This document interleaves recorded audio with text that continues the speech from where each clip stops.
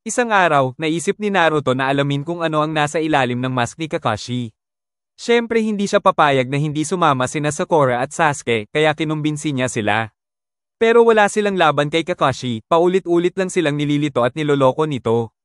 Habang may mababang rank na misyon silang mag-alaga ng farm, hindi nila napansin na may tatlong lokong sumunod sa kanila, ang Moya Triad, na gusto lang gumanti kay Kakashi. Pero sa huli, nahuli lang ulit sila ni Kakashi at iniwan na nakatali, katulad ng ginawa niya 3 taon na ang nakalipas. Pabalik na sila sa Konoha nang biglang tanungin ni Naruto si Kakashi kung ano talaga ang nasa ilalim ng mask niya. Sa wakas, pumayag si Kakashi na ipakita ito. Naghanda sina Naruto, Sasuke, at Sakura, iniisip ang posibleng hitsura ng mukha ni Sensei. Nanginginig pa sila sa excitement. Pero nang tuluyang alisin ni Kakashi ang mask niya, isa pang mask ang nasa ilalim. Tulala ang tatlo at sabay-sabay silang bumagsak sa lupa habang si Kakashi na nag-enjoy sa prank niya ay tumatawa lang. Ang Team 7, pero wala si Kakashi, ay binigyan ng misyon na protektahan ng binatang si Idate habang nakikipagkarera siya laban sa karibal na angkan. Ang laban na to ang magtatapos ng away sa pagitan ng Wasabi family at Wag Arashi family. Pero may isang problema, ayaw ni Idate sa mga ninja. Kaya lagi silang nagtatalo at nagbabangayan ni Naruto. Katulad ng pag-hire ng Wasabi clan ng ninja para protektahan ang kanilang runner, ganoon din ang ginawa ng Wag Arashi clan. Nagsimula na ang karera at tumakbo si Idate sa maling direksyon na ikanalito ng lahat. Sinundan ng Team 7 si Idate papunta sa ibang daungan dahil mas maganda raw ang simula doon para sa bottom part ng karera, mas pabor sa alon at hangin. Pero hindi pa sila nakakalayo, biglang inatake sila ng Team Oboro, mga ninja sa Chunin exams, at ngayon ay hired sila ng karibal na pamilya para guluhin sila. Nakipaglaban ng Team 7 habang si Idate naman ay pinaswimming nila papuntang pampang para makaiwas. Akala ni Idate ligtas na siya, pero biglang lumitaw si Aoi, ang leader ng Ome Ninja para manggulo. Biglang inasar ni Aoi si Idate at inatake. Samantala, ang Team 7, na parang mga basang sisiw pa ring lumalangoy papuntang isla, ay biglang inatake rin sa ilalim ng tubig ng mga Ome Ninja. Pero hindi nagpatalo si Naruto, ginamit niya ang unang hakbang sa Rasengan training para gumawa ng dambuhalang whirlpool na nilamon ang mga kalaban. Nakaligtas sila, pero nang sinubukan nilang iligtas si Idate, bogbog sarado rin sila kay Aoi na sinamahan pa ng lason. Iniwan silang latang-lata, kaya napilitan silang sumilong sa isang kuweba. Habang nagpapagaling gamit ang gamot na bigay ni Tsunade, nagdrama si Idate at inamin na dati pala siyang ninja ng Konoha. Pero naloko siya ni Aoi na traidorin ng bayan nila matapos niyang bumagsak sa Chunin exams.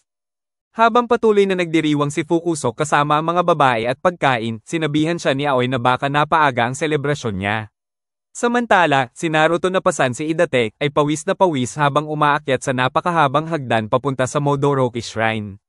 Pagkarating nila, biglang nagkaroon ng lakas si Idate at tumakbo na mag-isa para kunin ang orb. Pero bago pa sila makalayo, biglang lumitaw si Aoi, dala ang kanyang up na espada, ang Thunder God Sword. Sinubukan ni Naruto ang Rasengan at si Sasuke ang Chidori, ngunit parehong hindi umubra. Sinugod ni Sasuke si Aoi gamit ang Chidori pero nabigo siya. Napansin ni Aoi ang Sharingan niya at nalaman na isa siyang Uchiha. Sinabi niyang isa lang siyang bigong miyembro ng angkan. Dahil sa galit, muling sinubukan ni Sasuke gamitin ang Chidori pero bahagya lang nitong nabasag ang espada ni Aoi. Itinapon siya ni Aoi mula sa tulay at sumunod si Sakura para sagipin siya. Ngayon, si Naruto na lang ang natitirang lumaban para makatakbo ulit si Idate. Sinubukan niyang tamaan si Aoi gamit ang Rasengan pero dinaanan lang ito ng espada. Napansin ni Naruto ang bitak na ginawa ni Sasuke sa espada kaya gumawa siya ng maraming shadow clones para lituhin si Aoi. Sumugod siya sa himpapawid at tinamaan ng bitak gamit ang Rasengan na tuluyang bumasag sa espada. Nalaglag si Aoi mula sa bangin at sa wakas, napanalo ni Naruto ang laban. Tinulungan niya si Idate habulin si Fukusok na halos nasa finish line na. Dahil sa determinasyon at sigaw ni Naruto, nakahabol si Idate at nanalo sa huling segundo. Pero nagreklamo ang ministro ng daimyo, sinabing nandaya si Idate dahil pinasan siya ni Naruto. Mukhang madi-disqualified siya at madi-disband ang Wasabi clan, pero biglang sinabi ng daimyo na walang ganong role. Pinakita niya ang ebidensya ng panunuhol ng Wag Arashi, kaya tuluyang binuwag ang pamilya nila. Dahil tapos na ang misyon, bumalik na sa Konoha ang Team 7. Dumating si Ibiki para sunduin sila. Tinawag siya ni Idate pero hindi niya pinansin ang kapatid niya. Tahimik niyang naisip na sa wakas, naiintindihan na niya ang ikasampung tanong.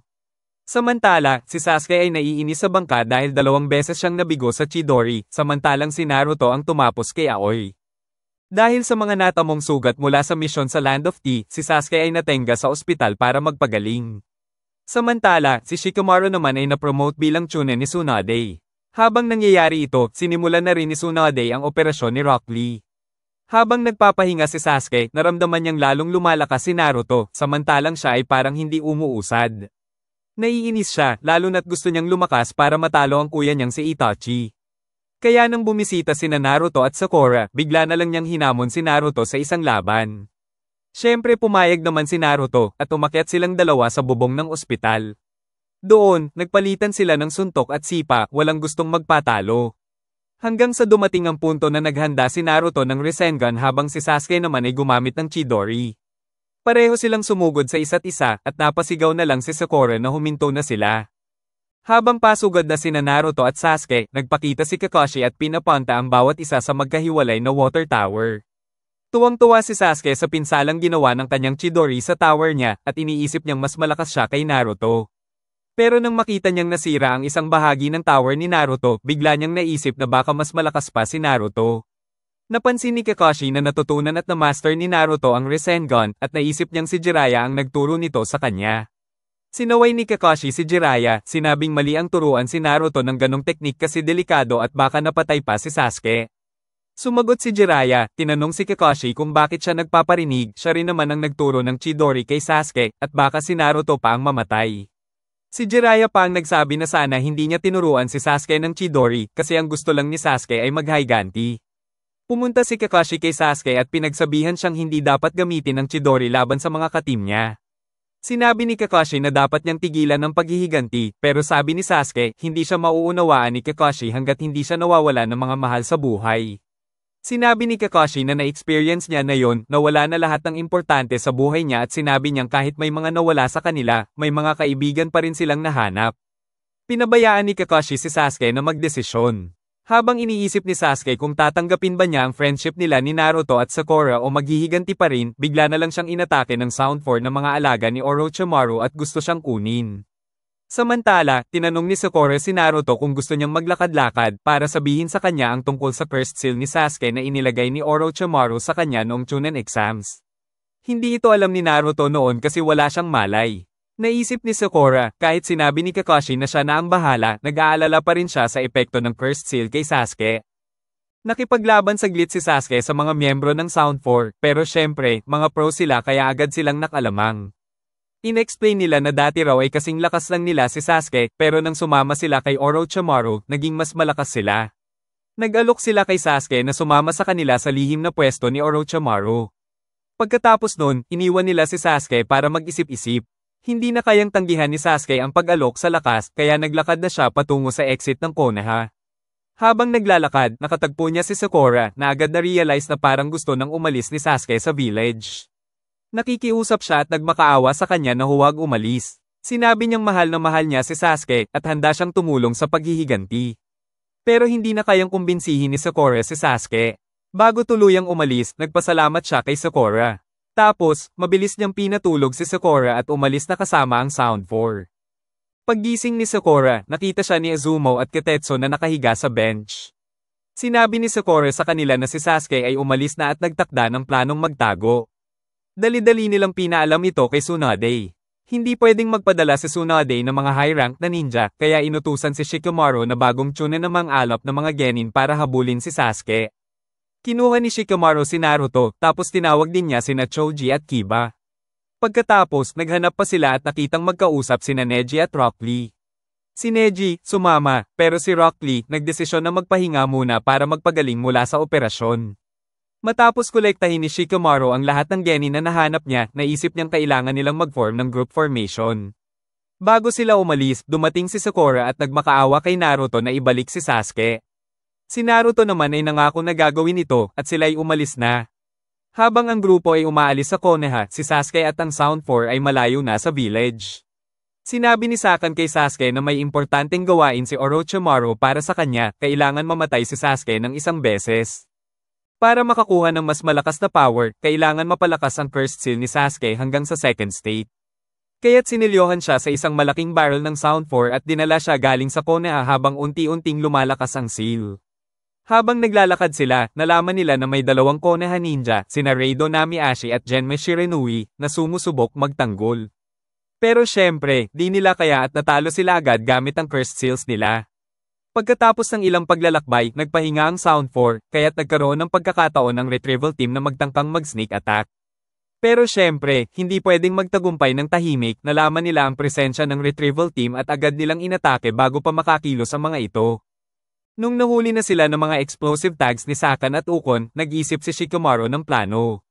Nagkunwari siya na gusto niyang makipag-usap na lang, pero plano lang pala yun para magka-chance si Naruto, Kiba, Akamaru, at Choji na umatake. Kaso si Kidomaru hindi nagpahuli, kaya lahat sila na-trap sa mga web niya.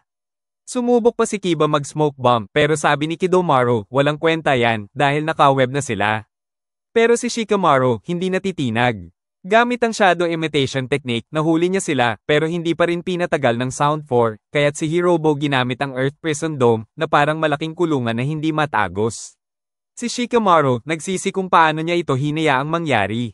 Si Kiba naman, gumamit pa ng passing fang para makawala, pero ang dami niyang nasira na hindi matanggal kasi may chakra na nagpapagaling. Nalaman ni Neji na may chakra ang dome, kaya kahit anong damage, mabilis mag-heal. Si Shikamaru, nagtanong kay Hirobo kung pwede niyang palayain sila kung hindi na nila susundan si Sasuke. Di pumayag, kaya nagpalit siya ng plano, gusto niyang palayain ang sarili niya kapalit ng buhay ng team. Galit na galit si Naruto at Kiba, pero si Choji, kalmado lang at kumain. Gayunpaman, sinabihan sila ni Choji na alalahanin ang sinabi sa kanila ni Shikamaru bago sila tumungo sa kanilang misyon, sinabi niya na bilang pinuno, responsibilidad din niya ang buhay ng kanyang mga kasamahan. Sa wakas, naisip nila ang weak point ng dome, at si Kiba, Akamaru, at Choji, lahat nagsama-sama para sirain yun. Si Choji gumamit ng human bullet tank at bumasag ng buong dome. Lahat sila nakalabas at buo pa ang team.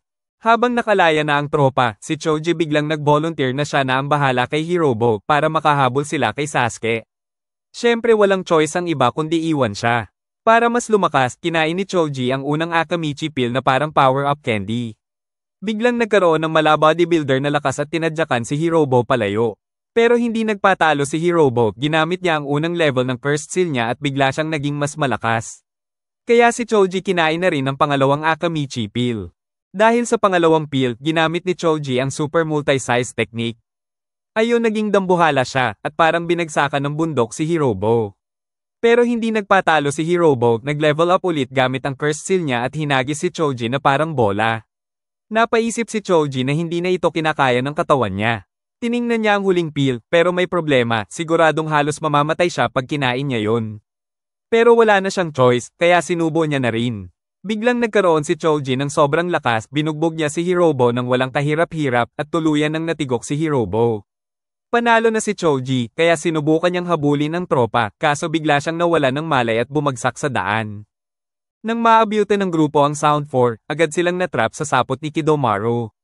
Sa oras na tatapusin na niya si Naruto, nakawala si Neji at sinagip ang lahat. Napagdesisyonan niyang siya ang lalaban kay Kidomaru dahil siya lang ang kayang putulin ng mga sapot gamit ang gentle fist technique. Sinabihan niya ang iba na magpatuloy habang inihanda niya ang sarili sa laban. Sa palitan ng atake, naipit si Neji sa puno gamit ang mga sapot. Naalala ni Kidomaru ang sinabi ni Orochimaru tungkol sa gentle fist at kung paano niya napuputol ang mga sinulid. Sa ako lang panalo na siya, naghanda si Kidomaru para sa sticky spider thread, pero bago pa siya makagalaw, nakawala si Neji at ipinaliwanag na hindi lang sa kamay may chakra points, kundi sa buong katawan niya. Sa tingin ni Kidomaru, siya pa rin ang may lamang, pero naghanda na si Neji para sa 8 trigrams 64 palms upang patunayan na mali siya.